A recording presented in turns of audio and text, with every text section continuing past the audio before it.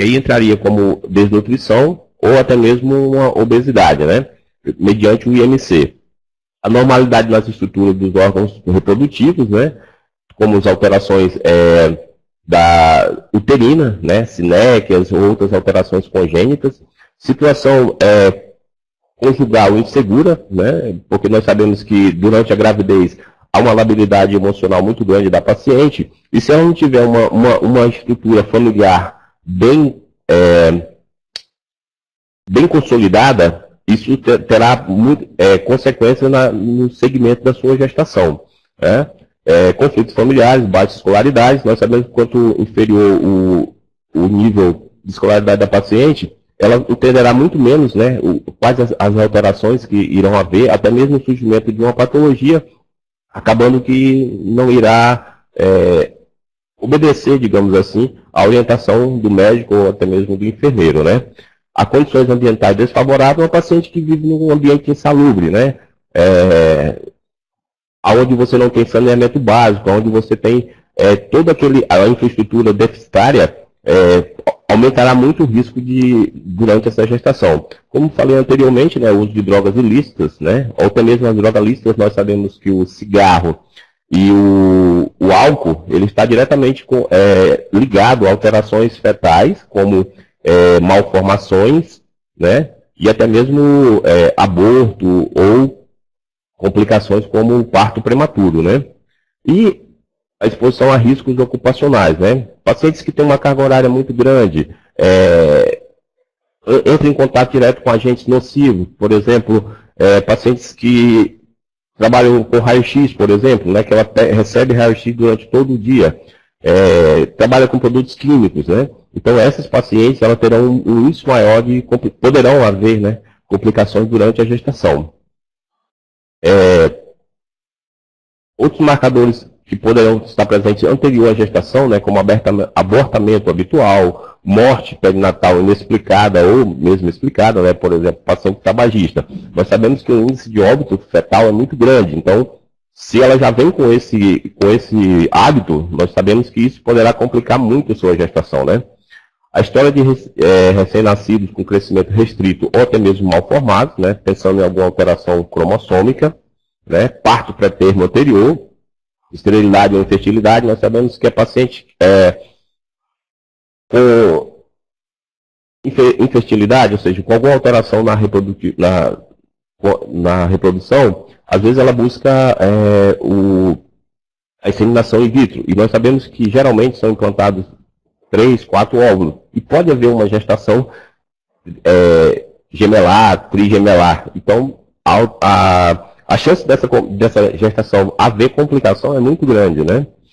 E o intervalo entre a gestação. Nós sabemos que seguramente o ideal é que a paciente tenha um intervalo pelo menos de 2 anos, né, entre uma gestação a outra. E não maior do que 5 anos. Então, o ideal é que ela programe a sua prole nesse período, né? Não anterior a 2 anos, não maior que 5 anos, né?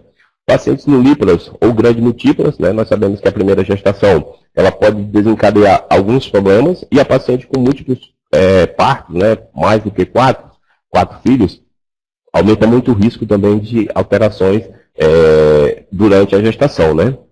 Síndromes hemorrágicas ou hipertensivas, diabetes gestacional, que eu vou falar um pouco mais à frente, né? Cirurgias uterinas anteriores, né? Incluindo mais do que 2 cesáreas. Lembrando também que o paciente pode ter sido submetida a alguma cirurgia, correção de uma sinéquia, ou seja, correção de útero septado ou uma miomectomia. Então, essa paciente ela tem um risco muito grande de apresentar uma ruptura uterina. Então, essas têm que ter segmento no pré-natal de alto risco para que seja orientado todo o seu parto. Então, existem condições próprias, né, que vão levar, né, que pode aumentar o risco o risco na gestação, né. Há condições próprias como hemopatias, né, doenças do sangue, neoplasias, cardiopatias, nefropatias, ginecopatias, como alterações como miomatoses, alguma alteração congênita uterina, pneumopatias, né? Nós sabemos que a asma é bem prevalente na gestação e a tendência que ela complique toda a gestação é bem grande, né? A epilepsia, doenças autoimunes, né, lúpus eritematoso sistêmico, artrite, reumatoide, endocrinopatias, né, principalmente, né, as mais prevalentes são diabetes mellitus, tá? E as tireoidopatias que tendem muito a complicar a gestação, né? Doenças infecciosas, né? Vem o HIV, vem malária, que é prevalente no nosso estado, né? E hipertensão arterial, que é uma complicação bastante comum na gestação, onde existe, né, uma tendência muito grande a ter complicações, né, elevações de nível pressórico com toda alteração gestacional, né? Então, os fatores que referem às condições ou complicações que podem surgir no decorrer da gestação, transformando ela em alto risco, né? Doença obstétrica na gravidez atual, né? Então, a paciente pode ter uma complicação como ameaça de aborto, sangramento na primeira metade da gestação, né? Parto prematuro, né? Ela pode muito bem com 28 semanas entrar em trabalho de parto. Por quê? Pode ter alguma alteração a nível de colo, né? E isso vai levar uma alteração, levando a uma gestação de alto risco, né? Desvio do crescimento uterino, né? Ou seja, essa gestação não está tendo um crescimento fetal adequado, ou ao aumento do volume uterino maior do que o esperado para a idade gestacional. Isso pode ser tanto pelo número de fetos, né, como gravidez gemelares, ou alteração do líquido, tanto para mais como para menos, né? Trabalho de parto prematuro ou gravidez prolongada, nós sabemos que a gravidez, né, ela pode... O ideal é que o parto ocorra entre 37 a 41 semanas, sendo que abaixo disso nós podemos colocar como um parto prematuro, e quanto menor a idade gestacional, maior o risco fetal, né? E as gravidez acima de 41 semanas, ela tende também a ter algumas alterações, né, próprias disso. O sofrimento fetal, ele está intimamente ligado a isso, né? Então, pacientes que evoluem, ou seja, que têm uma gestação acima de 41 semanas, o ideal é já programar essa interrupção dela, né? O ganho poderal inadequado, né? Nós sabemos que, normalmente, pacientes com IMC dentro da normalidade, né? O ideal é que ela tenha um aumento de peso de 300 a 400 gramas por semana, né? Então, inferior a isso ou superior, pode denotar alguma alteração, pode levar alguma alteração no transcurso, né, da sua gestação, levando a uma complicação e classificando como alto risco, né? Pré-eclâmpsia e eclâmpsia, que são bem prevalentes na gestação, e o diabetes gestacional. Os fatores de risco que se referem propriamente a condições ou complicações que pode decorrer, né, surgir no decorrer da gestação, transformando ela em uma gestação de alto risco, né? A amniorrex prematura. Nós classificamos a amniorrex prematura como a rotura das membranas amnióticas, né, inferior ou seja, antes do trabalho de parto. E ela pode ser a termo ou pré-termo, né? Então, quando nós temos uma amniorrex, ou seja, a ruptura das membranas amnióticas antes de 37 semanas, temos que já é uma complicação, né? Inferior a isso, entre 24 a 34 semanas, torna-se altamente complexo, né? É uma paciente que tende a ter complicações próprias disso. Geralmente nós já temos que internar e programar a interrupção dessa gestação. Lembrando que entre 24 e 34 semanas nós temos um feto prematuro que a maioria das vezes não tem viabilidade. Então, essa paciente ela tem que estar em um centro adequado para o recebimento desse recém-nascido, né? E conduzi-lo, né? As hemorragias na gestação, né, que pode ocorrer tanto no primeiro, segundo ou terceiro trimestre. As de primeiro trimestre geralmente estão ligadas ao aborto, né? As de segundo e terceiro trimestre pode ser por conta da implantação da placenta. Então tem sempre que ficar atento a essas hemorragias. Nós sabemos que no primeiro trimestre existe um sangramento de pequena quantidade, né, que ele não tem repercussão na gestação, que é o que a gente chama de o sangramento de onde o óvulo, ou seja, onde o óvulo fecundado ele sai um pouco do útero, ou seja, sai um pouco da implantação primária, buscando uma área de maior oxigenação. Então esse sangramento, ele é um sangramento indolor, pequena quantidade que geralmente não repercute. Outros sangramentos de grande volume sempre tem que ser investigado, né, para buscar a causa, né, vendo se tem alguma alteração a nível placentário, a nível fetal, para ver para ver se não pode causar algum dano nessa gestação, né? A insuficiência ístimo-cervical, existe alterações próprias do colo uterino, né? Pacientes com passado de lesão de alto grau, onde foi submetida a uma cirurgia de alta frequência para retirada dessa zona de transformação, né? Então ela pode ter um índice maior de complicação na gestação, como trabalho de parto prematuro por incompetência ístimo-cervical. Pacientes com aborto de repetição, maior do que 12 semanas, né? Aborto segundo trimestre, ou histórico de parto prematuro. Tem sempre que observar o tamanho desse colo, né? Para ver se há uma necessidade ou não de intervir, né? Algumas dessas pacientes que têm incompetência ístimo-cervical, elas são candidatas a fazer a cerclagem, né? Ou o uso de progesterona, que nós estamos fazendo bastante. Então, tudo isso tem que ser levantado para ver a necessidade ou não dessa intervenção obstétrica, né? A imunização, né? Sabemos que pacientes com RH, mãe com RH negativo e a criança RH positivo, pode haver, né, uma sensibilização da mãe, né, causando alterações que pode levar a anemia e até mesmo o óbito fetal, né? Que chama-se imunização.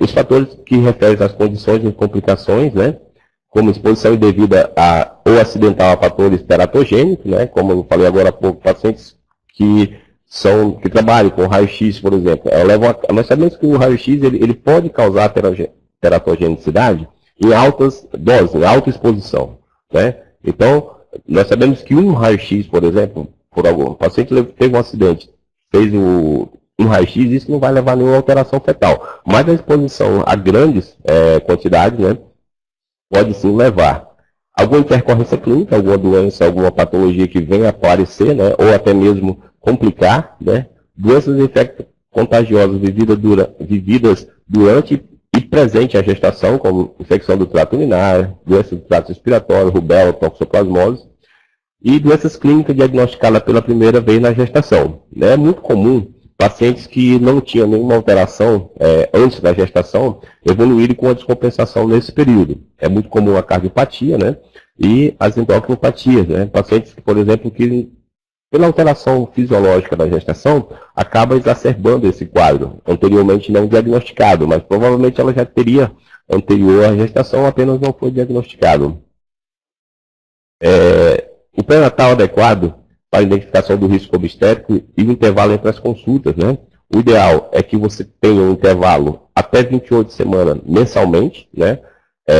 De 28 a 36 semanas quinzenalmente e de 36 a 41 semanalmente, né?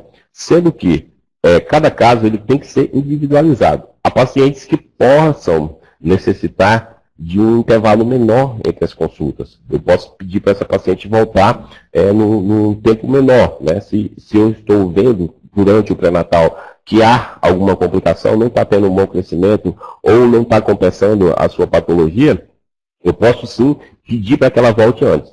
Essa normatização é somente para nós termos um parâmetro, né, de quanto é a periodicidade, quanto tempo que ela tem que vir. Mas o pré-natalista ele pode sim pedir um número menor de vezes, né, dependendo do caso, né. E lembrando que o pré-natal ele só termina, né, quando a criança nasce, né, não tem alta de pré-natal. O pré-natal só acaba com o nascimento da criança, tá? Agora falando um pouco das doenças assim, mais comuns na gestação, né? Nós sabemos que as alterações hipertensivas da gestação são as patologias, né, que mais comumente afetam as grávidas e que tem uma repercussão maior, tanto para a mãe como para o feto, né? Ela é uma das complicações mais frequentes, né? Importante causa de mortalidade, tanto materna como perinatal. Ela é responsável por 14% dos óbitos no mundo, sendo que na América Latina, né, ocorre até 22% dos óbitos maternos. Nós classificamos a hipertensão da gestação como hipertensão induzida pela gravidez, como pré-eclâmpsia leve ou grave e eclâmpsia, né? A eclâmpsia é quando há convulsões. Também pode haver a hipertensão crônica de qualquer etiologia, a pré-eclâmpsia ou a eclâmpsia associada à hipertensão crônica, hipertensão transitórias e doença hipertensiva não classificável. Como você classifica uma hipertensão, né? Você pode classificar ela como pré-eclâmpsia leve, quando você tem uma pressão diastólica maior que 140, sistólica maior que 140 ou diastólica maior que 90 após a 20ª semana de gestação. Ou uma proteinúria, né, maior ou igual a 3 mg em 24 horas. O edema de membros inferiores ele não é implicado mais como diagnóstico de pré-eclâmpsia, né? Então, somente podemos dizer, né, o edema generalizado, ou seja, a nasarca. A pré-eclâmpsia grave, nós temos nível pressórico maior, né, sistólico maior que 160 e diastólico maior que 110, quando tem confirmado em pelo menos 2 medidas, né, com intervalo entre 1 a 2 horas. A proteinúria maior ou igual a 5 gramas em 24 horas, né, o edema generalizado, ou seja, a nasarca, né, oligúria, cianose com edema pulmonar, a iminência de eclâmpsia, né, que seria a paciente com emergência hipertensiva apresentando cefaleia intensa, dor epigástrica com alterações visuais, escotomas, né? E a eclâmpsia propriamente dita, que é uma complicação já bem, poderíamos classificar como a pior complicação da pré-eclâmpsia, né? Que seria as convulsões tônico-clônicas, né? Que se não houver uma intervenção rápida, poderá levar ao óbito materno e fetal. A incidência ela é maior nas nulíparas, né, de 3 a 7%, múltiplas 0,8 a 5%, gestação múltiplas, né, quanto maior a massa placentária, maior o índice, né? Então é muito comum também nós termos pré-eclâmpsia em pacientes com gravidez molar, né, até inferior a 20 semanas. Então você pode ter pacientes com gravidez molar que chega para você com 18 semanas, né? E ela já pode apresentar, sim, um quadro de pré-eclâmpsia, até mesmo eclâmpsia, né? A gravidez gemelar, né? Nós sabemos que aumenta muito o índice de pré-eclâmpsia na gravidez gemelar. Então, quanto maior a massa placentária, maior o risco de pré-eclâmpsia, né? E o antecedente de doença específica da gravidez, ele vai, com a segunda gestação, eleva muito o índice de alterações dos níveis pressóricos.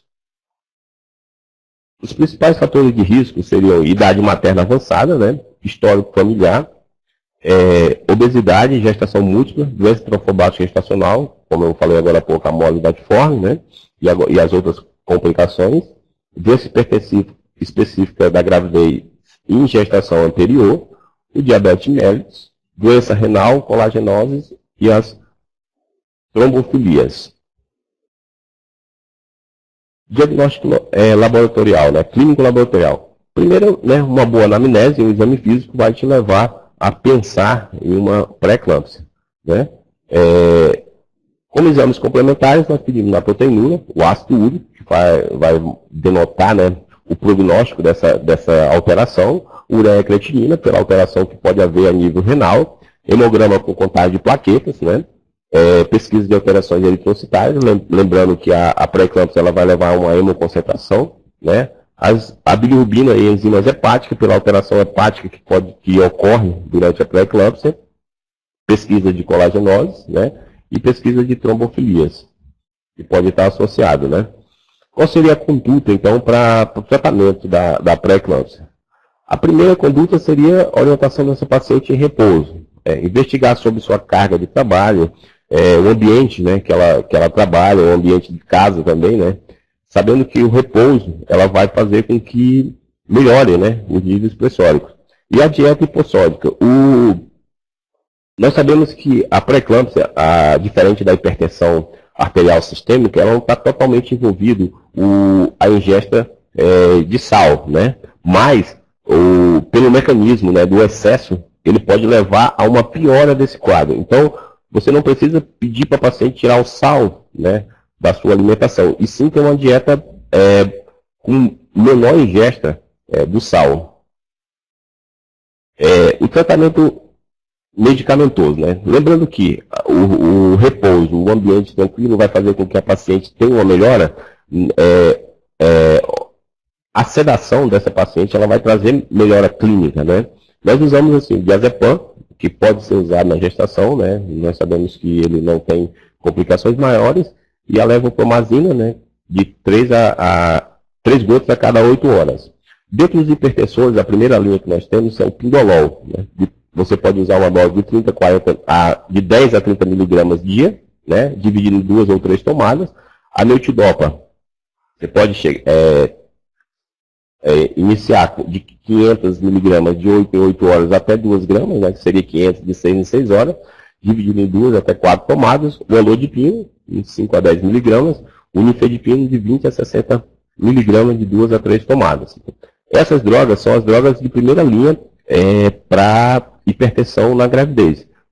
Lembrando que os inibidores da enzima conversora da angiotensina, né, eles são contraindicação absoluta para o uso durante a gestação. Então, se tem uma paciente hipertensa fazendo uso de captopril ou enalapril, tem que ser imediatamente suspenso essa medicação, né? Não pode fazer uso e já fazer a troca pela medicação específica se houver necessidade. Lembrando que as pacientes que são hipertensas crônicas, ela tem uma tendência muito grande no primeiro trimestre a normalizar seu nível de pressório. Se houver uma complicação após a 20ª semana, aí você entra com medicação. E mesmo no primeiro trimestre, se houver necessidade, você já entra com as drogas que são primeira linha para hipertensão na gestação. O tratamento de emergência, né? É muito comum a paciente chegar com o que nós chamamos de emergência hipertensiva da gestação, ou a pré-eclâmpsia com alterações graves, com os sintomas premonitórios, né? Que é cefaleia, dor abdominal, embarra mais em abdômen superior, escotomas cintilantes. Então, isso se caracteriza como emergência obstétrica, né? Então, a paciente dando entrada na emergência, o que você tem que fazer? Manter ela em decúbito lateral, né? Com o esquerdo e o dorso elevado, manter um acesso venoso para iniciar o soro glicosado, né? Pode iniciar a hidralazina, tá? E já iniciar também o sulfato de magnésio, né? Que seria a droga de eleição para melhorar esse quadro da paciente, né? Diminuir o máximo possível o ruído, né? O ideal é que ela tenha um ambiente bem... um ambiente silencioso, né? Para você tratar essa paciente, né? A monitorização cuidadosa da pressão arterial, a cardiotocografia, após a estabilização dessa paciente, o ideal é que você veja como esse feto está, tá? E nos casos refratários de hipertensão, você pode usar o nível pulsiato de sódio, tá? Então, o fluxograma para pré-eclâmpsia leve, né? Nós temos pacientes menores de 40 semanas, admissão hospitalar entre 24 e 48 horas, né? PA de 4 em 4 horas, peso diário, pesquisa de sintomas de eminência de eclâmpsia, né, como eu falei, cefaleia frontal, occipital persistente, distúrbios visuais, como os escotomas cintilantes, né, dor epigástrica ou do hipocondro direito, a proteinúria na fita ou proteinúria de 24 horas também deve ser solicitado, né, o hematócrito de plaquetas pelo menos 2 vezes por semana, para o segmento dessa paciente, as provas de função renal e hepática, né, para ver se está havendo alguma complicação, se está tendo alguma alteração a nível hepático, né, que é comum. E se for uma criança, ou seja, se for uma gestação entre 24 e 34 semanas, aonde você pode, né, haver necessidade de interrupção dessa gestação antes de 34 semanas, o ideal é que se aplique o corticoide, né. Condições materno-fetais comprometidas, se não tiver, você pode liberar essa paciente para acompanhamento ambulatorial com retorno semanal. Se houver complicação, essa paciente terá que ser interrompida essa gestação, porque provavelmente ela já está evoluindo para o quadro mais grave, né? 40 semanas ou mais, o ideal é que você interrompa essa gestação. A via de parto é conduta obstétrica, não necessariamente você tem que ser a via alta. Você pode sim conduzir essa paciente com parto normal, sem maiores complicações. Na pré-eclâmpsia grave, né? Pacientes com pressão entre 160 a sistólica e maior que 110 diastólica, né? Com alterações já tanto da função hepática, renal. Então, ela se caracteriza já como pré-eclâmpsia grave. Se for menor que 34 semanas, tem que ter uma admissão no ambiente hospitalar, né? E avaliação fetal por no mínimo 24 horas. Como eu falei anteriormente, a droga de escolha para profilaxia contra a eclâmpsia é o sulfato de magnésio. Então, o ideal é que essa paciente já seja sulfatada, né? Iniciar o esquema de sulfato de magnésio. Se a PA diastólica continuar ainda, né? Você faz o sulfato de magnésio, continuando ainda acima de 160 sistólica e diastólica acima de 110, você pode usar o antihipertensivo. A droga de escolha, nesse caso, é a hidralazina, né? A hidralazina você pode fazer um esquema de 5 mg, né? A ampola de hidralazina, ela vem com 1 ml, né? 20 mg. Você pode diluir para água destilada para 20, né? Seria 1 ml por 1 mg por ml. Você pode fazer 5 ml dessa solução a cada 15 minutos, né? Podendo ser repetido até por 4 doses, né? Para melhorar esses níveis pressóricos, né? Se ela evoluir para eclâmpsia, edema agudo, insuficiência renal aguda, coagulopatia, ou o estado do feto está comprometido, interrupção da gestação. Se não houver, né?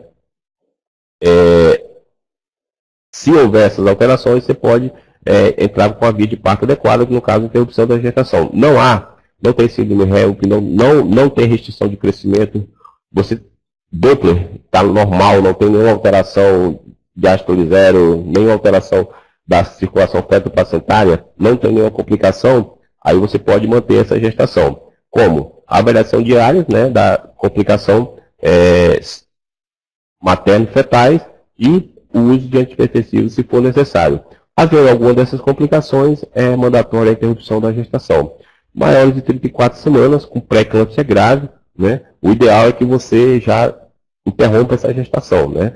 Lembrando que as alterações são níveis pressóricos acima de 160, uso de drogas antihipertensivas, né, em altas doses, e alterações da função hepática, renal, né? Isso leva a uma complicação maior, aonde é mandatória a interrupção da gestação.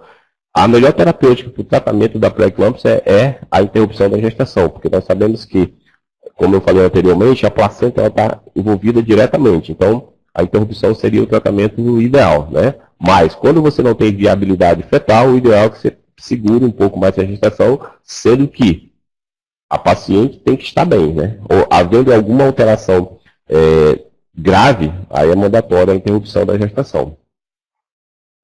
A outra patologia comum, né, na gestação seria o diabetes gestacional, que seria intolerância aos carboidratos de grau variável de intensidade, quando diagnosticada a primeira vez durante a gestação. Essa alteração ela pode persistir, né, ou não após o parto. Tá? Existem alguns fatores, né, que vai me levar ao rastreamento do diabetes gestacional. Então, pacientes com idade superior a 25 anos, obesidade ou ganho de peso excessivo na gestação, deposição central excessiva de gordura corporal, pacientes com histórico familiar de parentes em primeiro grau com diabetes, né, baixa estatura, menor que 1,5 m, crescimento fetal excessivo, polidrama, hipertensão ou pré-eclâmpsia em gravidez atual. É muito comum a associação entre pré-eclâmpsia, né, doença hipertensiva e diabetes, né? Nós sabemos que essa combinação é comum e o desfecho o prognóstico às vezes é bem reservado. Então, sempre lembrar que pacientes que têm pré-eclâmpsia pode sim desenvolver um quadro de diabetes gestacional. E os antecedentes obstétricos, né, como morte fetal ou neonatal, histórico de macrosomia fetal, né? Sabemos que podemos classificar uma criança como macrossômica, um feto, né? Quando o peso ao nascer é maior do que 4 quilos. Então, mãe com histórico de macrosomia fetal, devemos sempre investigar, né? Excluir o diabetes nesses casos, né? Ou a própria paciente já falar que numa gravidez anterior ela teve diabetes, né? Sabemos que é comum o retorno desse quadro, né? Pacientes que teve na primeira gestação, ela pode simplesmente não persistir e numa segunda gestação novamente apareceu o quadro de diabetes, né? O diabetes pré-gestacional tipo 1 e 2, né? O tipo 1, geralmente ele acontece na adolescência, né? Onde o diagnóstico é mais precoce, e o tipo 2 é na idade já mais a idade adulta, né?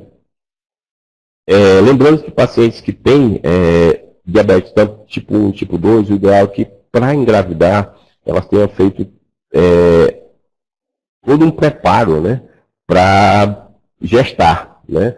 Com a imunidade aplicada, uso da medicação, né, apropriada para o diabetes, para que ela não venha causar alterações nesse crescimento fetal. Nós sabemos que o nível alterado de glicemia ele pode levar a malformações fetais. Tá? E tratamento? O tratamento ideal para o diabetes, né, gestacional é a mudança de hábito, no caso, e a dietoterapia, né? A diminuição e a melhora da alimentação dessa paciente, né? Uma dieta apropriada, o ideal é que essa paciente seja internada, né? Inicie, ou se você tiver como fazer isso a nível ambulatorial, se a paciente tiver condições de ter, né, isso a nível ambulatorial, também pode ser realizado, né? Onde você vai ter essa paciente por 2 semanas, né, aos seus cuidados e fazendo pelo menos a glicemia capilar, para ver se adequou, a dieta está adequada para ela, né? A orientação à atividade física também vai melhorar essa paciente, né, o quadro glicêmico dela. Ela, 60% dessa gestante somente com a atividade física e a mudança alimentar, com a dieta própria para diabético, ela vai haver, né, uma melhora desse quadro, tá? Após você instituir, né, a dietoterapia e a atividade física, o ideal é que essa paciente seja investigada, né, avaliada após 7 ou 14 dias para ver se ela se enquadrou, se os níveis glicêmicos estão dentro do esperado. Pacientes diabéticas já previamente, né, em uso de hipoglicemiantes orais, os hipoglicemiantes orais, tem vários estudos tentando introduzi-los como terapêutica do diabetes gestacional. Os estudos mostraram que não tem, né, em humanos que usaram, não tem assim uma alteração total que leve a contraindicar. Mas até o momento não está liberado o uso do antihipoglicemiante oral. Alguns estudos mostram que você pode usar, né, aquelas pacientes que não têm uma melhora muito grande com o uso de insulina. Existe estudo mostrando que isso que são bem seguros, mas até o momento liberado não está. Então, pacientes que fazem o uso de hipoglicemiantes orais, o ideal é que seja substituído por insulina. Né? A insulina, dependendo da idade gestacional, você pode entrar com a dose de 0,3, né? O ideal é insulina regular, né? De 0,3 a 0,5 unidades por quilo dia, e isso pode ser dividido em 2 ou 3 tomadas. O regime de 3 tomadas, né, de fazer, tem uma melhora muito grande do perfil glicêmico. Então, às vezes, essa paciente ela vai se adequar melhor ao regime de 3 tomadas. Tá? O controle obstétrico e avaliação fetal, né? Paciente com diagnóstico de diabetes gestacional, o ideal é que ela seja monitorada, né, pelo menos a cada 2 semanas. Né? Essa paciente, a chance de complicações, a chance dela evoluir com malformações fetais, anomalias cardíacas fetais. Então, é muito comum, né, pacientes que não têm um nível glicêmico adequado, o feto desenvolver alguma alteração cardíaca. Né? Então, o ideal é que ela seja investigada, pelo menos, a cada 2 semanas ela tem um retorno com você. Né? O diabetes pré-gestacional, né, controle também, ou seja, o diabetes gestacional a cada 2 semanas e o pré-gestacional igual. Né? Após 36 semanas, o risco materno ele aumenta muito. Então, o ideal é que você tenha um controle semanal. Tá? Agora, falando um pouco de uma patologia que teve uma reagudização na nossa população, né? Estava um pouco esquecida, mas agora voltou com grande potência, podemos assim dizer, que é a sífilis, né? É uma doença sistêmica infecciosa, de evolução crônica e causada pelo treponema pálido. Ela pode produzir as formas adquiridas e a congênita da doença, né? É um exemplo da DST que pode ser controlada com sucesso por meio de ações e medidas de programa de saúde pública, em virtude da existência de teste diagnóstico sensível e o tratamento é efetivo e de baixo custo. Tá? Existem as manifestações clínicas, né, latente e tardia, né? O risco de acometimento fetal ele varia de 70% a 100% dos casos, né? Dependendo da fase que a infecção da gestante, sendo que no primeiro trimestre é mais prevalente. Né? É obrigatório, né, toda gestante, como um screen de pré-natal, é o teste de VDRL, pelo menos na gestação, na primeira consulta e no terceiro trimestre também. Toda paciente que é internada em uma maternidade, ela obrigatoriamente é realizado, né, o teste rápido ou seja, o teste de VDRL, né, e a alta só vai após esse teste ser confirmado que foi feito, né. Pacientes sexuais devem ser tratados concomitantemente, né, caso contrário, o recém-nascido será considerado como sífilis congênita, né, então, toda vez diagnosticado na gestação, o paciente tem que ser tratado também. As hepatites, né, muito comum no nosso estado, né, pode ser causado por diferentes vírus, né, sendo mais comum A, B, C, D. A B habitualmente é transmitida por via sexual ou parenteral, né, os sintomas relacionados podem estar, né, tanto, isso é mais para, né, mal-estar, cefaleia, febre baixa, anorexia, astenia, fadiga e artralgia. Toda gestante, né, como rotina, tem que ser realizado tem que ser solicitado se ela tem ou não imunização contra hepatite. Se não houver, ela tem que ser vacinada no período gestacional, né? E obrigatório, né, que ela faça essa vacina, né, para proteger o feto, né? Toda unidade de saúde é bem fácil conseguir. O HIV, né? Estima-se que no Brasil 0,4% das gestantes sejam soro positiva, né? E que traduz aproximadamente 12 milhões e 65 gestantes, né, portadoras de HIV. A maior parte dos casos de transmissão do HIV ocorre durante o trabalho de parto e no parto propriamente dito, sendo 35% restante intraútero, principalmente nas últimas semanas de gestação.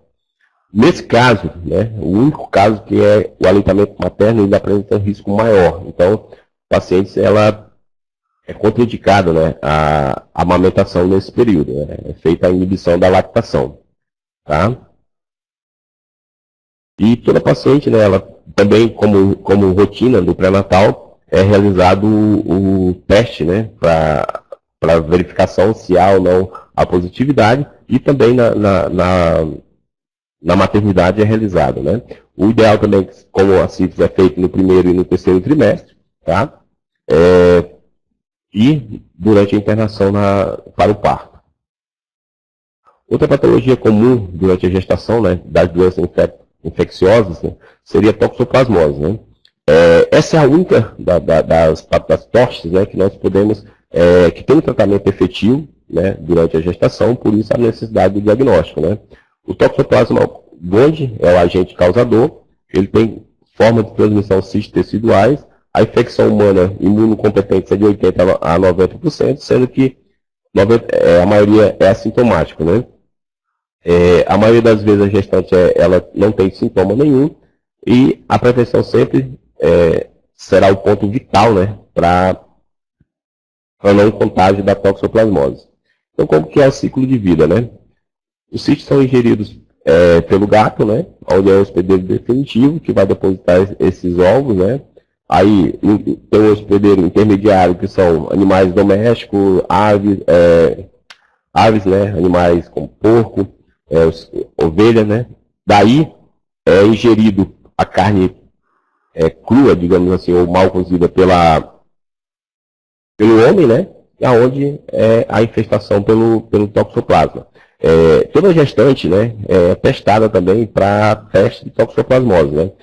Quando ela nunca foi, se ela não é imunizada, né, que existe a imunização passiva, né, nós temos que orientar essa paciente com cuidados de higiene, né? Se for manusear carne crua, sempre de luva, né? Cozinhar bem os alimentos, né? Alimentos crus podem produzir isso. Verduras, né? Sempre bem lavadas. Se ela trabalha com com vasos de planta, horta. O ideal é que ela sempre faça isso também com luvas, né? O diagnóstico, né? Ele é basicamente através da sorologia, né? Onde nós temos a testagem IgM e GG. IgM negativo e GG. GG e IgM negativo é uma paciente suscetível. Então, aquelas orientações que eu acabei de falar, né? Alimentação, sempre alimentos bem cozidos, cuidado com vasos de planta, se for manusear, né? Hortas, né? Então tudo isso pode haver. Então tem que ter os cuidados. Se ela tiver IgG positivo e IgM negativo, pode ser infecção aguda, né?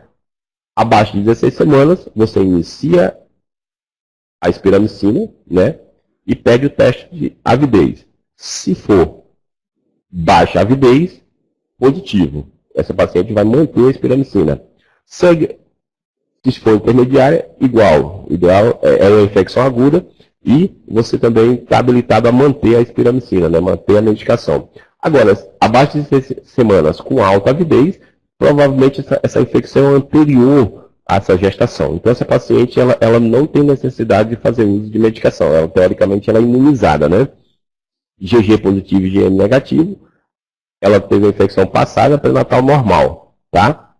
Então, esse seria o tratamento, ou seja, a orientação, né, da sorologia para toxoplasmose.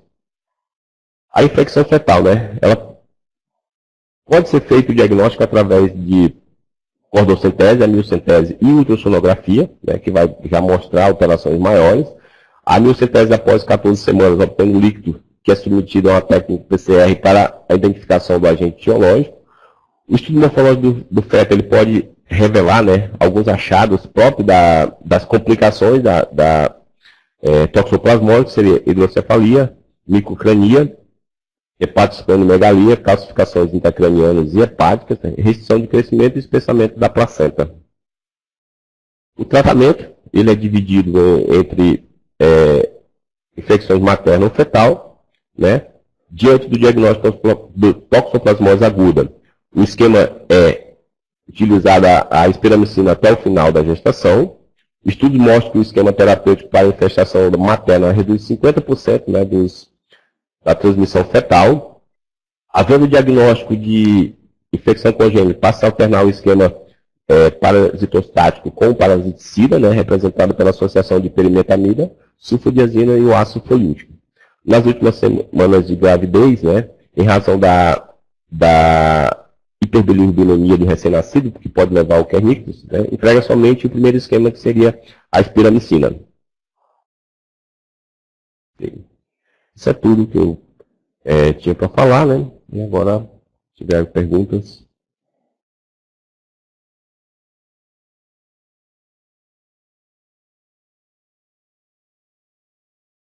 Bom dia, pessoal, de novo. O doutor Everton encerrou a palestra, agora está aguardando as perguntas de vocês. Usem essa janela de bate-papo e façam as perguntas, e aí ele vai responder à medida que elas forem chegando para nós.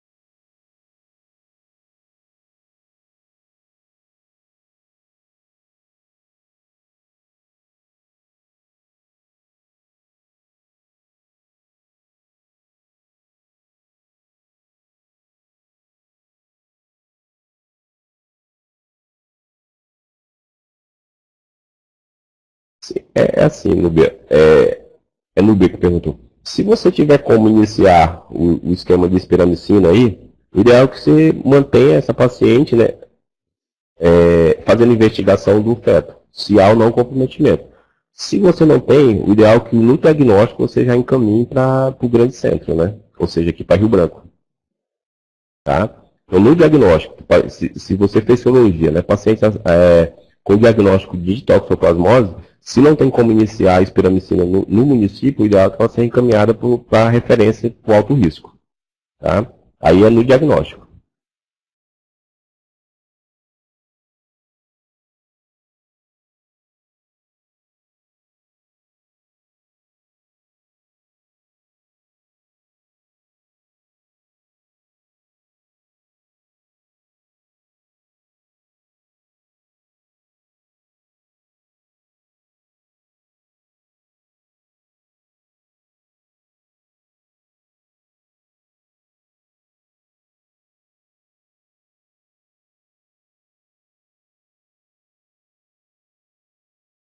Na, na verdade, assim, ó, o diagnóstico de malária, ele tem que ser iniciado assim que houver, né?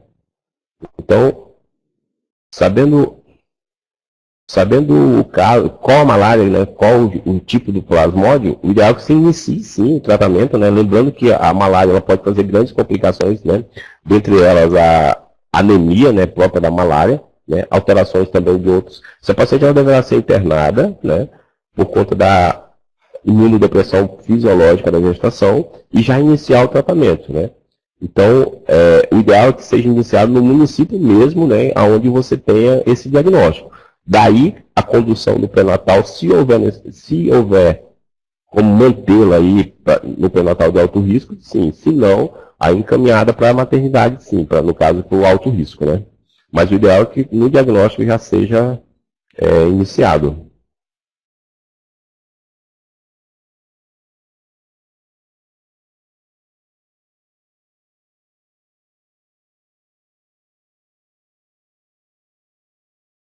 Se ela abandonar o tratamento, é como não tratada. Então, é paciente que vai ser investigado. O feto, ele é tido como já como infectado, né, nesse caso, e vai ser o segmento de sífilis neonatal mesmo, tá? Então, se a paciente abandona, é como ela não é considerado tratado. Né? Então, ela vai entrar todo aquele protocolo para sífilis na gestação, tá? Se ela fez, por exemplo, você passou, o ideal é que a grávida seja tratada como sempre como terciária, são 3 doses. Se ela fez uma só, então já é considerado o abandono e não é considerado tratada, tá? O ideal é que após o tratamento você faça seguimento dessa paciente a cada 3 meses, né, com o BDRL, né? Então, se ela abandonou, é considerado sífilis latente mesmo.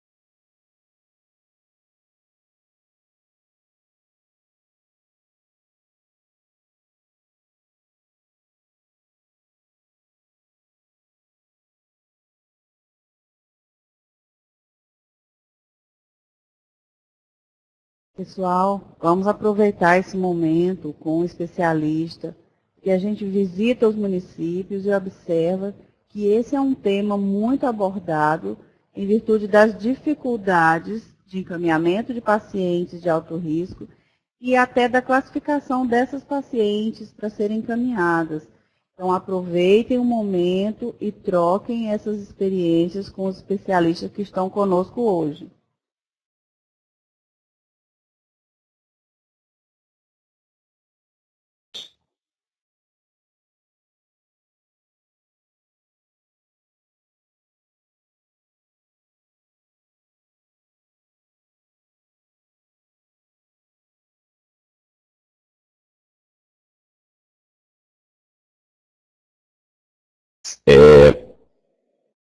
Essas pacientes hipertensas, né, elas precisam ser,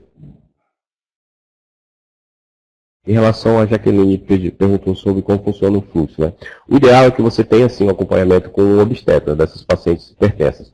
Não havendo, né, você pode ser conduzida pelo clínico, né, desde que ela não tenha complicações maiores, né.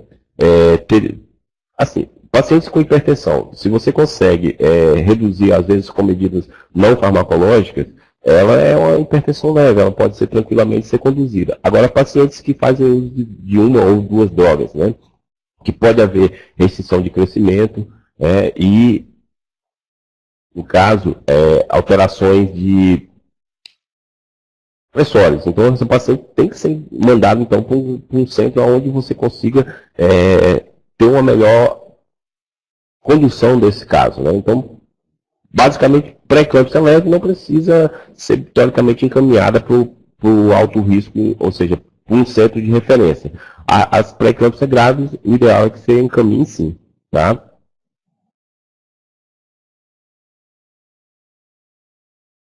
Assim, a Núbia pergunta sobre a sífilis. No caso, a paciente ela vai ter a condução dessa paciente que fez o uso da penicilina, né, com VDRL. Né? Nós sabemos que a maioria das pacientes elas vão apresentar o FABS positivo o resto da vida. Tá? Então, quem vai me guiar sobre o tratamento eficaz ou não é o VDRL. Né? Nós sabemos que há uma queda, né, há 3, 4 meses há uma queda pelo menos de 2 a 3 titulações. Então, se ela estava 1 para 32, ela vai estar 1 para 4, por exemplo. Então, assim, esse é o segmento que você dá. O FTABS ele vai ficar sempre positivo, né? Em relação à falta da penicilina, é um problema sério que nós estamos enfrentando, né?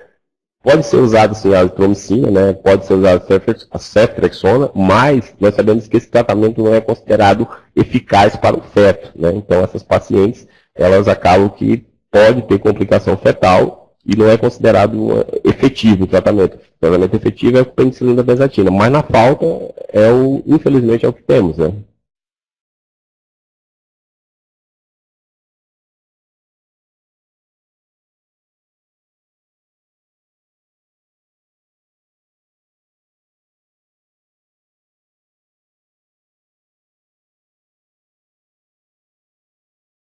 Já.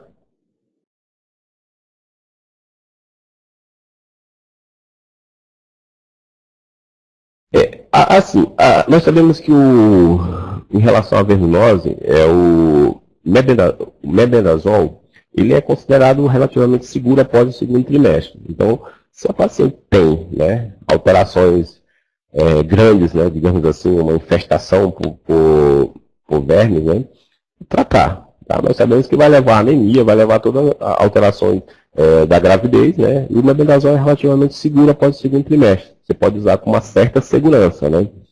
Entende? Então pode sim ser realizado. Tá? O metronidazol também para as amebias giardias, né? O metronidazol também é usado sem grandes problemas. Na verdade, ele é liberado na gestação.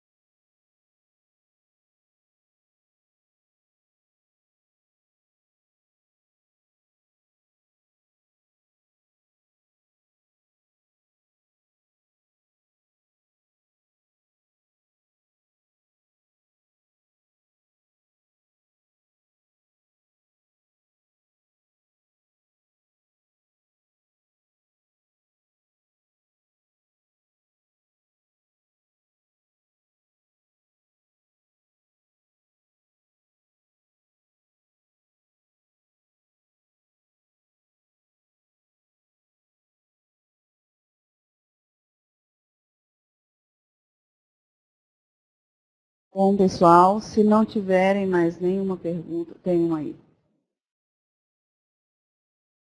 No caso, para tratar a candidíase, Jaqueline, você pode usar a anistatina por 14 dias, sim, que é seguro, né? Em relação àquele mito que tinha, porque pode estimular o trabalho de parto, isso aí é só mito mesmo, tá? O metronidazol também, né? Você pode usar durante a gestação para tratar a vaginose ou tricomonias sem nenhum problema. Tanto oral, né, como vaginal, tá? Então, tanto a anistatina como o metronidazol, você pode sim ser usado. Em relação ao fluconazol, naquelas complicadas, onde você não tem nenhuma melhora, você pode sim usar o fluconazol. O ideal é que não use ele, né? Estou falando para tratar, no caso, a vulvadinite por cândida, né? O fluconazol você pode usar. O ideal é que não use após 36 semanas, tá? Após o segundo trimestre, você pode usar, o primeiro trimestre, desculpa, você pode usar, né? A anistatina também, e o metronidazol é liberado tanto via oral como via vaginal também, tá? Agora sim, como a intolerância gástrica é muito grande, a paciente está mais sensível, você pode usar via vaginal. Agora, o esquema de tratamento para vulvaginite, né, por candidíase, com anistatina são 14 dias. E da vaginose, o metronidazol 10 dias via vaginal, tá?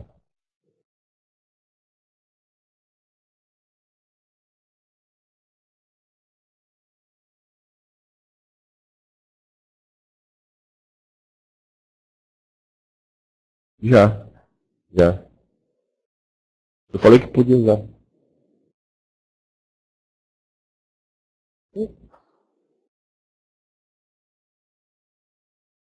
Pessoal, agora nós vamos ouvir a apresentação da enfermeira Shelley, tá? Aguardem um pouco mais aí, que nós ainda não terminamos.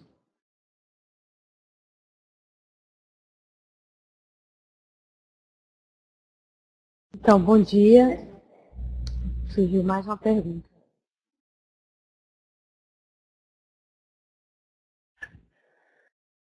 Sr. José Everton pode responder. Né? Então, nesse caso aí, não tem como interromper. Essa gestação é monocoreônica, monoamniótica, como que é? Entendeu? Então, não tem como você interromper uma gestação gemelar com segurança para o outro. Aí vai ter que, né, ir até o final da gestação, tá? O ideal é que você encaminhe essa paciente para você está falando, para Rio Branco, né?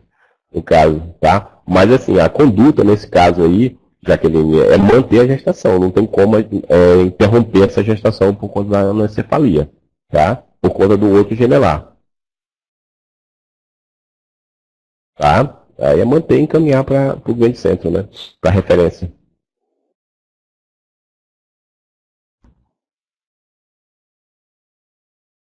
Já tem mais uma pergunta, né? Anterior. Eu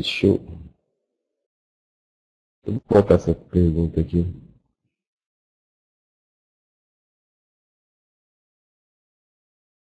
Sim. Em relação ao uso da amoxicilina, na verdade, assim, o ideal é que você tenha urocultura, né? Mas como você não tem, a gente acaba tratando quando quando a urina fica nos cuidados de coleta, né? E a queixa da paciente é bem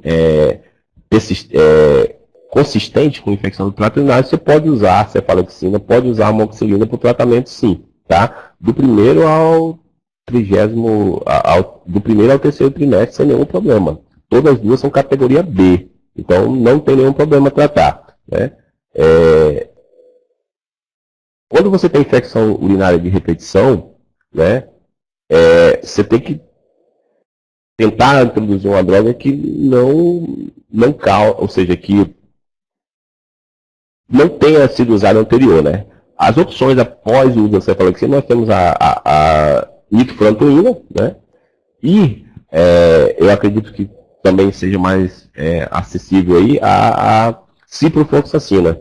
A ciprofloxacina, os últimos estudos estão mostrando que ela é uma opção, né, para tratamento da infecção urinária na gestação e que não causa danos fetal, tá? Então, tem protocolos que usam como primeira opção. Nós usamos ela como uma opção à refratariedade dos tratamentos anteriores, tá?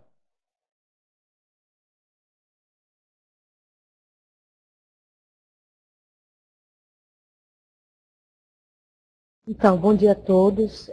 Agora a gente vai falar um pouco só especificamente das competências do enfermeiro dentro do pré-natal de alto risco, né? De início parece que isso não é uma coisa que compete muito a gente, mas realmente a assistência ao pré-natal de alto risco, ela não é competência do enfermeiro, mas quem encaminha, quem classifica, quem identifica o alto risco é um enfermeiro.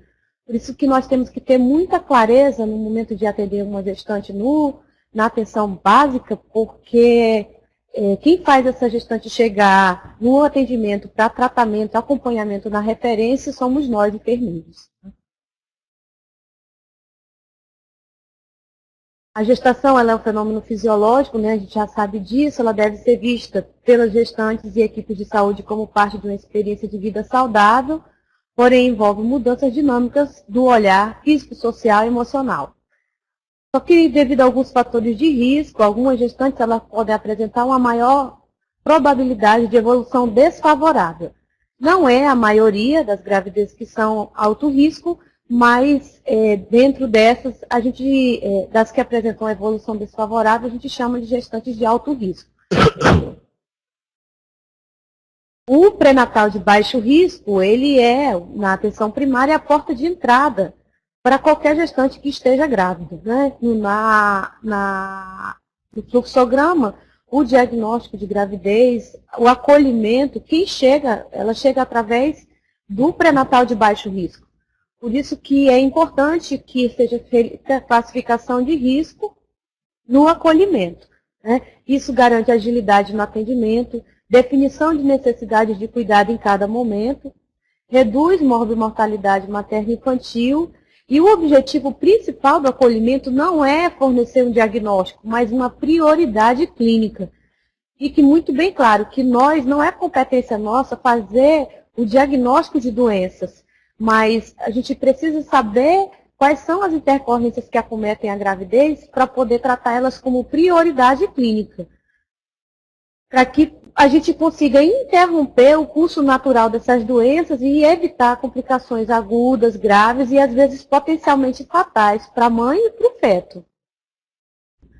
No acolhimento com classificação de risco, nós devemos ter agilidade no atendimento. Esse atendimento ele tem que ser dinâmico, ele tem que garantir que a mulher, na identificação já perceba o risco.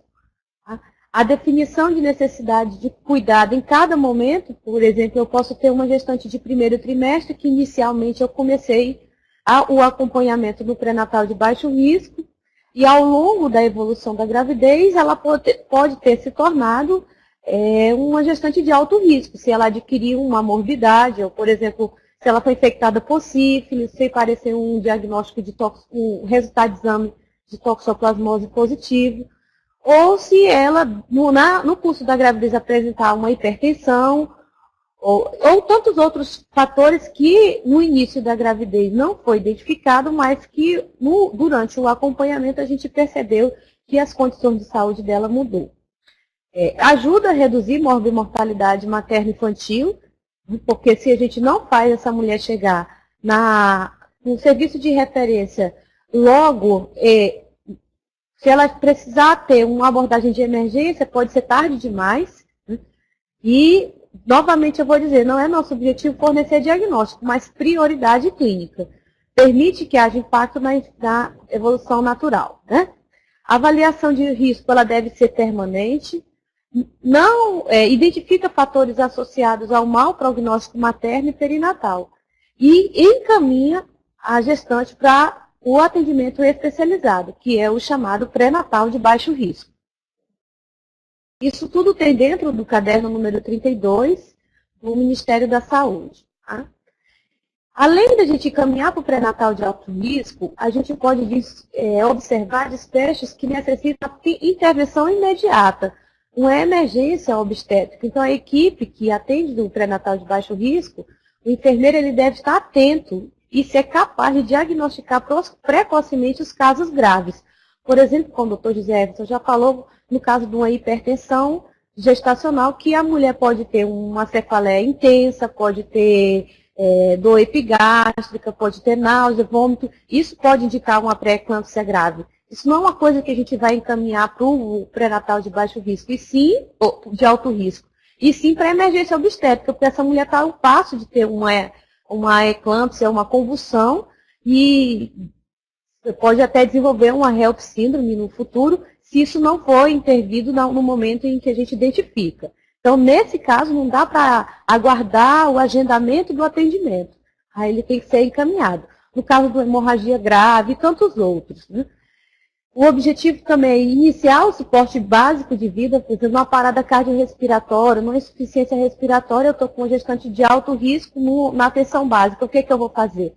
Eu vou chamar o SAMU, né, acionar o serviço de remoção.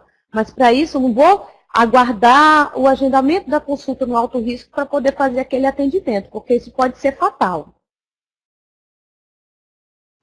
A classificação de risco gestacional, ela é feita pelo enfermeiro que iniciou o pré-natal, enfermeiro ou médico, se a unidade for trabalhar com médico atendendo o pré-natal. Tem que ser um processo dinâmico de identificação das pacientes que necessitam de tratamento imediato e tem que ser de acordo com o potencial de risco, agravos à saúde e grau de sofrimento. Quem vai determinar se vai ser feito um encaminhamento para emergência obstétrica ou se ela pode aguardar o atendimento do pré-natal de alto risco é o potencial de riscos, o agravo que ela está sofrendo e o grau de sofrimento. Por ser um dinâmico, a gente não pode excluir de que essa mulher possa ser contra-referenciada ao atendimento na atenção primária. Se o enfermeiro percebeu, por exemplo, uma alteração em que ele viu a necessidade de encaminhamento e ele encaminhou, isso não quer dizer que a partir daquele momento aquela gestante vai ser completamente atendida no pré-natal de alto risco. Após excluir do risco, o médico pode contra-referenciar essa gestante para a atenção primária. Quem vai determinar se o acompanhamento pré-natal vai ser feito no alto risco ou não é o médico que avalia após o encaminhamento. A referência para o alto risco. Se for no município de Rio Branco, a gente tem um protocolo bem estabelecido de referência e contra-referência ao pré-natal de alto risco. Nos demais municípios, segue o caderno de atenção básica número 32, onde tem classificação de risco gestacional. Ou cada município pode estabelecer o seu protocolo local e fazer a sua referência e a sua contra-referência a esse atendimento. Atentando que aqueles casos onde não tem pré-natal de alto risco, tem situações em que a mulher vai ter que ser referenciada para a capital e aí vai seguir o protocolo do município de Rio Branco. Tá? Algumas coisas o Dr. Everton já falou, mas eu vou só enfatizar, né, que é a questão, aqui fala do protocolo do município de Rio Branco, que são as condições individuais e condições socioeconômicas desfavoráveis, os extremos de idade. Esse é um caso em que ela pode ser avaliada e deve ser acompanhada pelo pré-natal de alto risco. Dependência de drogas lícitas e ilícitas. Gestante em uso de drogas, ela deve ser encaminhada para urgência, não precisa aguardar o atendimento na consulta do ambulatório de alto risco, exceto no caso de gestantes tabagistas. Né? Situação de violência também. Deve ser encaminhado para o ambulatório da maternidade Bárbara Leodora, se for para o município de Rio Branco, ou no ambulatório específico para violência. Tá? Para poder a gente ter a interrupção da gravidez no momento antes da 20ª semana gestacional, sendo isso um direito da mulher, se ela quiser interromper a gravidez.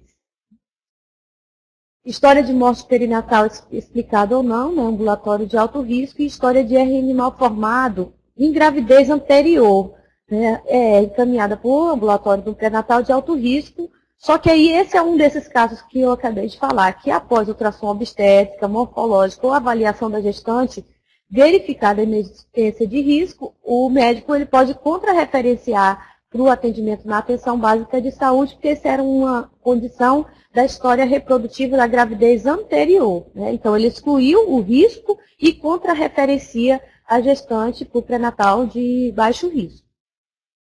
Abortamento habitual, 3 abortos consecutivos, também deve ser encaminhada, só que nesse caso ela não retorna para o pré-natal de baixo risco na atenção primária. História de síndrome hemorrágica, placenta prévia, descolamento de placenta e gravidez ectópica. Após a avaliação, inexistindo o risco, ela pode ser contrarreferenciada com o resultado de exames. No caso de síndrome hipertensiva, o ambulatório de pré-natal, ela deve ser encaminhada, como o Dr. Everton já foi muito claro na apresentação dele, mas após a avaliação, se verificada a inexistência de risco, ela pode ser contrarreferenciada com resultado de exame. Lembrando que eu estou falando de históricos da gravidez anterior, não é síndrome hipertensiva na gravidez atual. Agora eu vou falar um pouco dos problemas obstétricos da gravidez atual. Né? Alteração de líquido amniótico, oligôamio e polidrâmio. A gente vai observar a altura uterina, ela vai ser maior ou menor que o esperado, o padrão de curva. Atentar muito para a técnica e para o cálculo da idade gestacional, porque nós temos muito erro de data de última menstruação, e isso leva a uma avaliação errada do volume de líquido amniótico ou da altura uterina, mas isso pode ser excluído o risco no pré-natal de alto risco. Né? A preocupação é só se a gente faz o erro da técnica e sobrecarrega o serviço de atenção pré-natal de alto risco porque calculou errado a idade gestacional. Tá? Nesse caso, a gente deve calcular a idade gestacional pela primeira ultrassonografia, que vai ser o dado mais preciso para cálculo de idade gestacional. Excluindo isso e permaneceu a alteração da altura uterina, né, a curva foi maior ou menor que o esperado, aí sim a gente encaminha para o serviço de referência. O ILA, né, que é o índice de líquido amniótico alterado, a referência é para urgência no alto risco, tá? Não é urgência aguardar o agendamento da consulta. Tá? Essas é um daqueles casos que a gente encaminha direto para a urgência do hospital ou maternidade que você atende, que atende a sua região. Ela pode ser contrarreferenciada inexistindo desvio de crescimento. Tá? A alteração do líquido amniótico com orientação e resultado de exames. Há síndromes hipertensivas, né, a PA sistólica e diastólica, entre 160 e 110. Esses casos, o ambulatório, a gente faz 2 encaminhamentos, né, para o acompanhamento no pré-natal de alto risco, mas também para a urgência, eu coloquei no MDHI por causa do protocolo, mas se você não mora no município, você vai mandar para o hospital que atende as gestantes da sua região. Tá? Nesse caso, a gente não precisa esperar 2 horas entre uma avaliação e outra por conta da pressão arterial, que é o que acontece quando a gente vê uma pressão, por exemplo, de 140 por 90. A gente vai esperar 2 horas, vai aferir a pressão novamente, e aí sim, se ela se confirmar, a gente encaminha. Quando a pressão é acima de 110, de 160 por 110, o encaminhamento para a urgência é imediato. A pressão arterial normal, mas na presença dos sintomas de cefaleia, visão turva, vômitos, parestesia e escotomas, né, que é aqueles brilhinhos, estrelinhas que as mulheres às vezes veem quando estão com a pressão alta, vai ser outro motivo de encaminhamento para urgência e para o ambulatório de pré-natal de alto risco. Tá? Continuando com as síndromes hipertensivas, EAS apresentando proteinúria nas grávidas acima de 20 semanas e PA normal, após descartar a infecção urinária, né, ambulatório do pré-natal de alto risco. Eu coloquei EAS porque o protocolo ele fala assim por conta de que nem sempre a gente tem acesso à proteinúria de 24 horas. Né? No município, às vezes, nem laboratório, os laboratórios só fazem os exames básicos. Então, o máximo que você consegue ver é um resultado de proteinúria no EAS.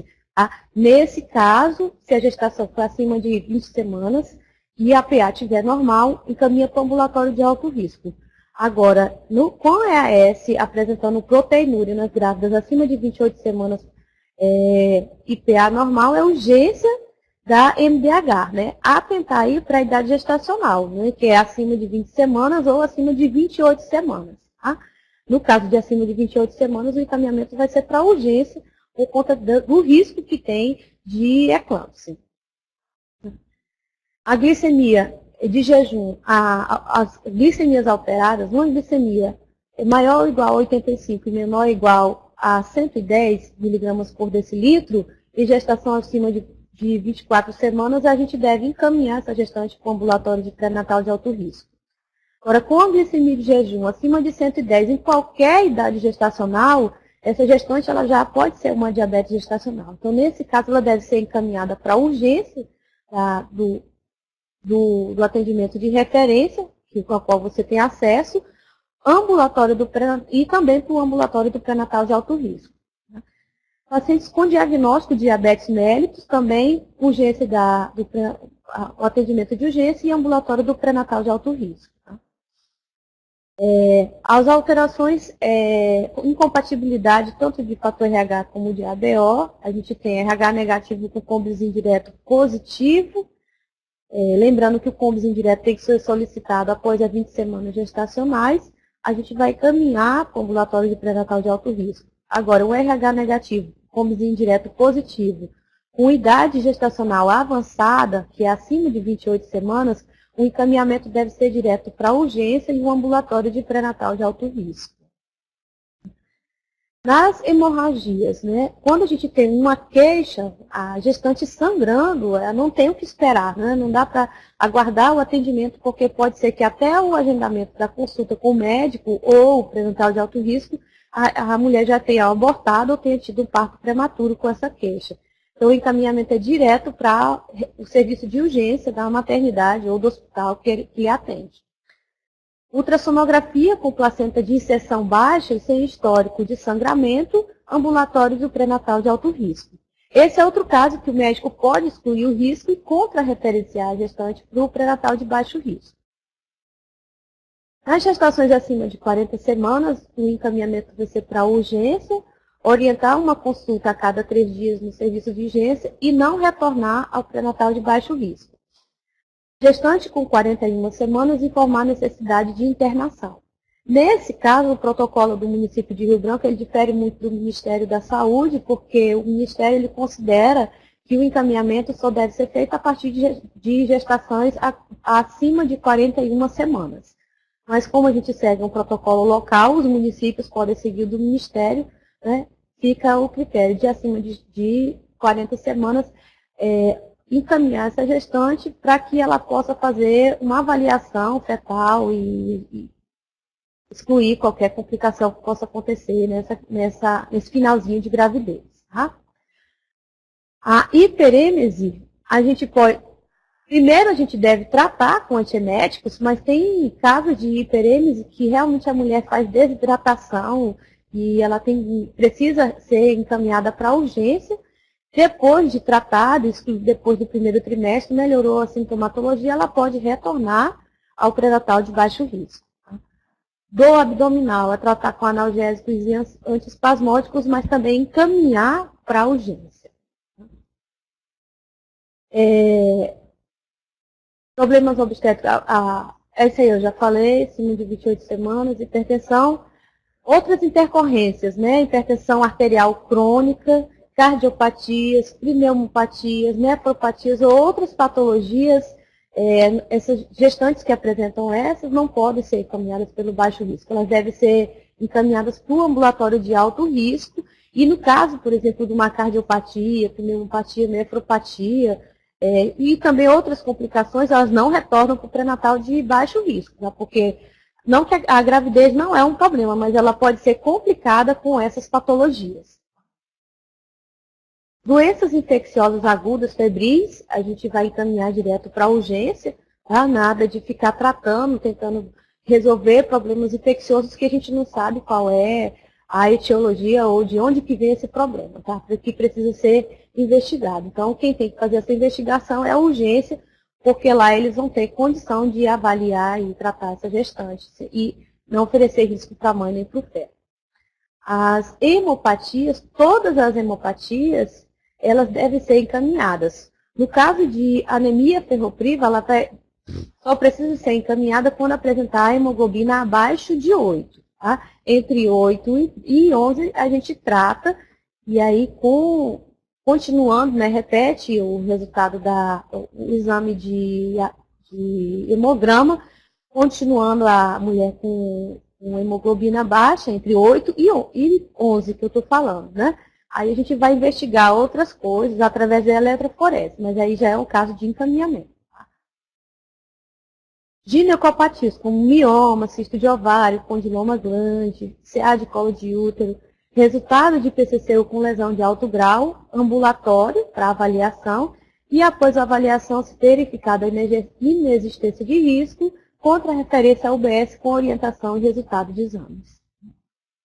A toxoplasmose, o Dr. Everton explanou bem, né? Ela pode ter vários acometimentos, desde de crescimento intrauterino, morte fetal, prematuridade, malformação, causada pela contaminação com as fezes e urina do gato, também pode estar contaminada a carne de animais, os cuidados são com higiene. Tá? Aí eu não vou entrar muito na questão sorológica, porque o Dr. Everton já explanou muito bem. E aí, a gestante com hepatite B, que dá o HBsAg positivo, a gente vai encaminhar ao SAI para avaliação. A gestante HBsAg positivo não reagente com menos de 20 anos que não foi vacinada, a gente vai encaminhar para a imunização, né, para que ela seja imunizada e não corra risco de pegar hepatite na gravidez. Tá? O rastreamento de hepatite B, né, a gente faz através do teste rápido, quase todas as unidades têm o teste rápido disponível, gestantes vacinadas solicitantes HBsAg para verificar a imunidade, gestantes com vacinação incompleta, completar o esquema, e gestantes anti-HBC total reagente é o marcador de imunidade. Então, essas, elas têm imunidade à doença, não precisa fazer nada, nenhum encaminhamento, nenhum tratamento, porque diz que ela é imune. Né?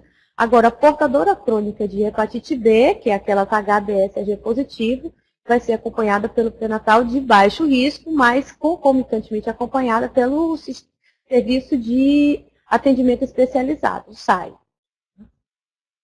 Gestante soro positivo para HIV ambulatório de alto risco.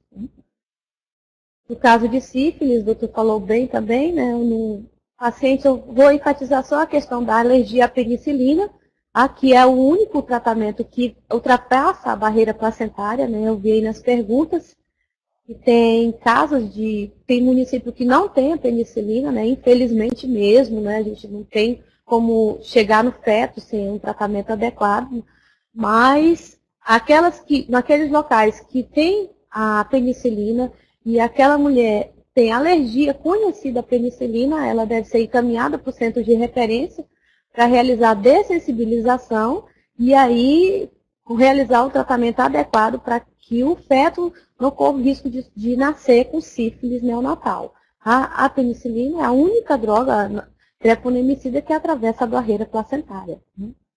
A obesidade e IMC acima de 30 também a gente vai encaminhar para o alto risco. Infecção urinária, né? O EAS é anormal, mas a gestante sintomática, aquela que tem sintomas, né? A gente vai tratar no pré-natal de baixo risco pelo médico ou clínico, ginecologista ou enfermeiro da unidade de referência. O EAS anormal, que é aqueles que têm os leucócitos altos, né? Acima de 10 no EAS, mas é assintomático, a gente vai pedir urocultura, fazer exame ginecológico para pesquisar vulvaginite. Tá? O EAS anormal mais febre, nós vamos encaminhar para a urgência obstétrica, porque essa mulher já pode estar com quadro de pielonefrite.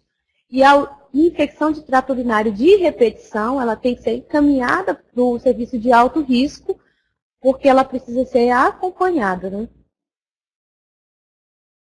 Também tem casos em que o pré-natal, a gente sabe que ele não tem alta, né? Então a gente faz na consulta puerperal uma avaliação e no puerpério, se a gente perceber hemorragia, sinais de infecção ou hipertensão, a gente vai encaminhar não para o pré-natal de alto risco, né? A gente vai ser urgência, porque não é hemorragia, a mulher pode fazer um choque e aí ela já teve o bebê, né? Então não tem mais o que fazer no pré-natal de alto risco. Tá? No caso de infecção, ele tem que ser tratado, né? E no caso de hipertensão, se ela for sintomática, tiver cefaleia, visão turva, vômitos, parestesia, escotomas, IPA acima de 160 por 110, ela pode estar desenvolvendo uma eclâmpsia puerperal, é raro, mas pode acontecer, então ela tem que ser tratada pela urgência. Tá? Então, nesse caso, é SAMU. E aí, era isso que eu queria acrescentar na apresentação, tá? E fico disponível para qualquer dúvida.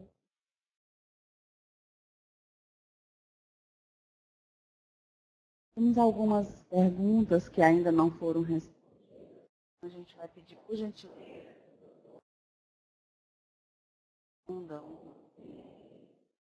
ao manejo do diagnóstico de anemia não responsiva.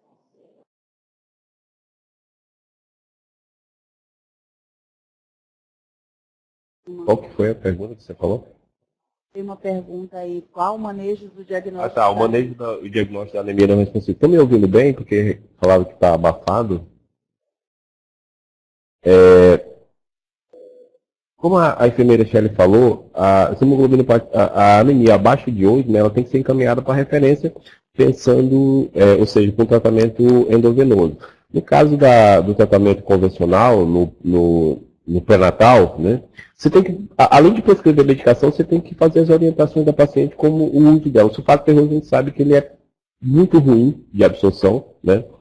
Tem todas aquelas complicações junto à alimentação e tudo. Então, a orientação correta para o uso é importante, né, para que você tenha certeza da eficácia, né?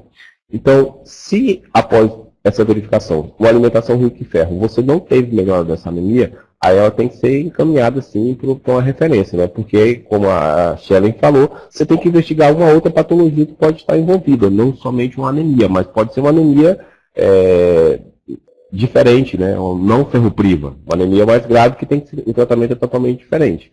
Então, nesse caso, né, você verificou que teve, ela aderiu ao tratamento que não tem nenhuma intercorrência com o uso da medicação, aí você já encaminha para o alto risco, ou seja, para a referência de emergência, na verdade, né?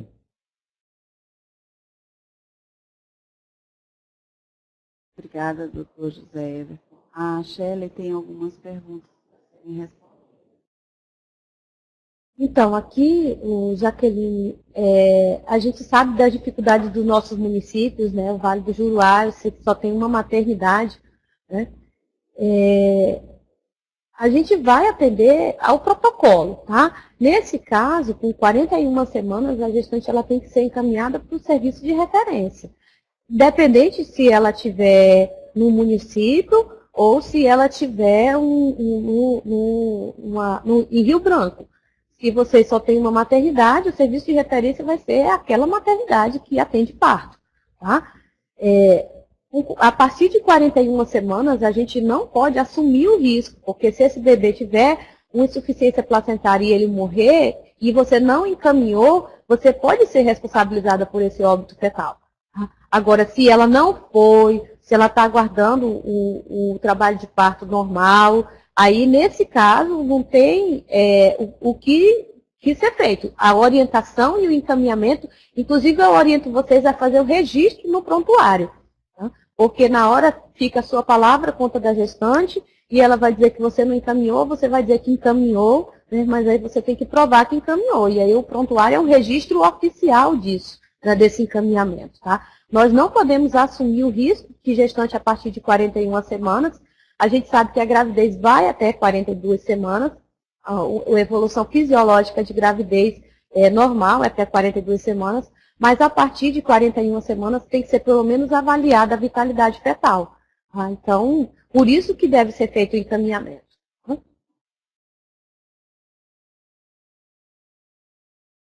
Tem? Não.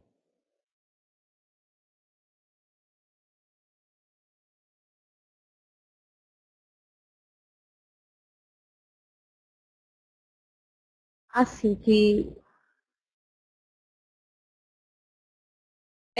nesse caso da hipertensão acima de 170 por 100, né, o protocolo ele é claro, né, a gente chama a urgência. Não tem sintomatologia, mas ela pode ter uma convulsão mesmo sem sintoma. Tá? Então, nesse caso, não tem como a gente ficar segurando essa gestante ou aguardar, né, o que o protocolo diz é que a gente caminha para a urgência. Agora, a forma de deslocamento, se vai ser SAMU, se não vai, aí eu acredito que a gente tem que conversar com a unidade reguladora e avaliar os sinais e sintomas. Tá? Mas o que é certo é que ela tem que ser encaminhada. Agora, se ela vai de SAMU, o SAMU ele faz o transporte daquelas que têm sintomas, né? Aí a gente vai ter que ver uma forma de regular, de fazer essa mulher chegar no serviço de referência. Mas com a pressão 170 por cento gestante, ela pode ter uma convulsão a qualquer momento? Pode.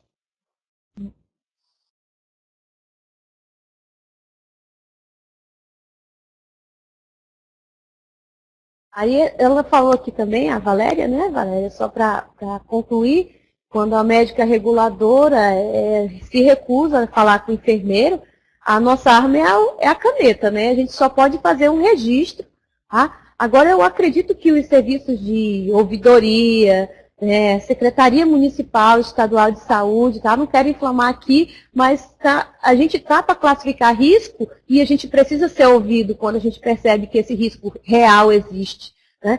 Então, o médico não pode se recusar a falar com o enfermeiro, porque ele julga que o enfermeiro é incapaz, eu não sei, né? Não vou julgar aqui, mas a nossa arma é o registro, tá? E não só o registro calado, né? A gente tem que reclamar nas unidades reguladoras, tá? Se for o caso, fazer uma reclamação por escrito, através da tua coordenação, para que essa reclamação chegue na Secretaria de Estado de Saúde. Porque se essa gestante tem uma convulsão e ela vai a óbito, a responsabilidade vai ser de quem? Né? Do profissional que não quis ouvir o enfermeiro ou sua? Né? Sua não é, porque você está fazendo o seu trabalho. Tá? Mas para que isso não aconteça, eu acredito que a gestão precisa conversar. Mas a gestão precisa saber o que está acontecendo antes para poder conversar, né? E resolver esses pontos críticos. Tá?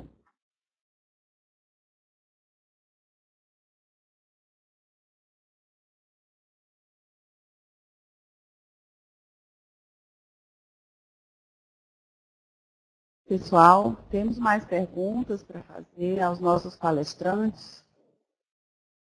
Tem a Jaqueline está falando aí que eu acredito que ela quis dizer ambulatório de ginecologia, né? Que é colaboratório, mas acho que a palavra correta. A gente sabe que nos municípios nós não temos ambulatório de ginecologia. Aí você tem que contar com a parceria do médico que atende junto da unidade, tá? Não dá para a gente perceber o risco, classificar o risco e assumir ele sozinho. Você trata junto com o médico. Encaminha para o médico porque ele é a sua referência. Tá? Mesmo que ele não seja ginecologista, né? Ele tem que ter competência para lidar com a gestante, porque ele é o médico.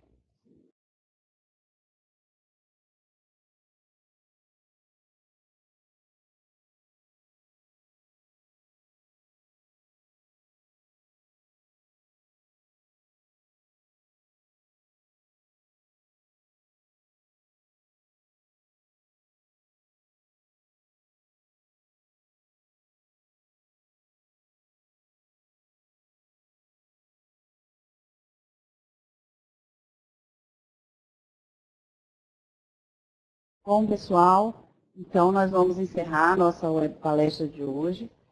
O Núcleo de Telesaúde agradece a participação dos palestrantes, Dr. José Everton e a enfermeira Shelley.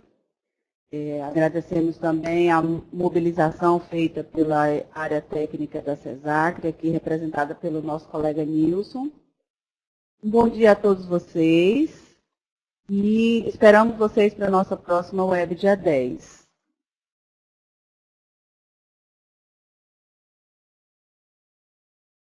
Tem uma pergunta, como está a vacinação para hepatite B?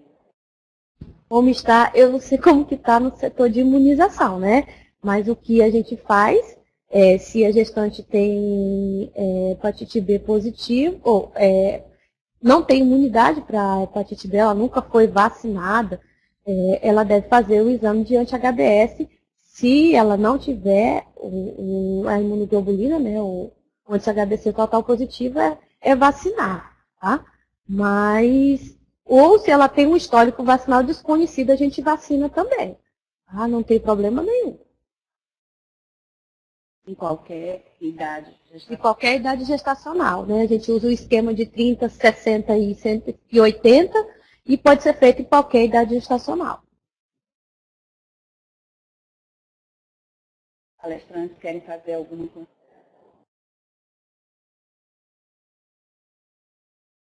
Então, eu quero só agradecer o convite da Secretaria de Estado de Saúde, né? Na pessoa do Nilson aqui, Elisama, né? Que convidou a gente para participar dessa web palestra. Né, agradecer a disponibilidade dos profissionais que estão nos ouvindo. E dizer que nós estamos disponíveis para contribuir no que for, para ajudar a construir esse conhecimento, né, tirar dúvidas ou aprender junto com vocês.